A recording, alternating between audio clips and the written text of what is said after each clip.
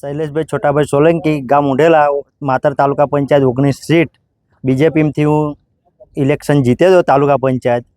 પણ 5 વર્ષની અંદર મને એ પાર્ટી ના ફાવવાનું કારણ કે ઘણા બધા અમે પાર્ટી તરફથી ઘણા બધા કામ એવા કર્યા છે બીજેપી તરફથી કે ગરીબો મધ્યમ વર્ગવાળા માટે બહુ સખત મહેનત કરી છે, પાર્ટી માટે પણ મહેનત કરી છે, પણ પાર્ટી આજ સુધી અમારી કોઈ કદર નથી કરી. એટલે અમે અલવિદા બીજેપી પાર્ટીને કહીને અને આ પાર્ટીને જોઈન્ટ કરી અને વિજય બનાવીશું એવી અમારી ખાસ અપેક્ષાઓ છે.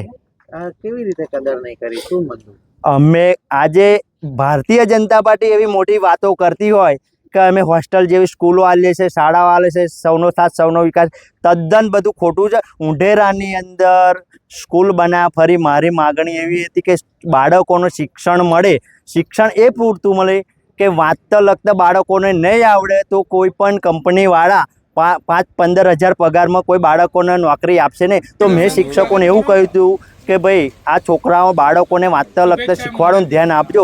તે મેં ભાજપ કાર્યાલય, સંગઠન, ધારાસભ્ય, સંસદ સભ્યને બધાને લેખિતમાં મૌખિકમાં રજૂઆતો 5 વર્ષની અંદર કરી, પણ એ લોકોએ કોઈ પણ આપણી સામું ધ્યાન દોર્યું નથી. તે બાદ આપણે એમનાથી નારાજ છે અને આમ આદમી પાર્ટીમાં જોડાયા છે.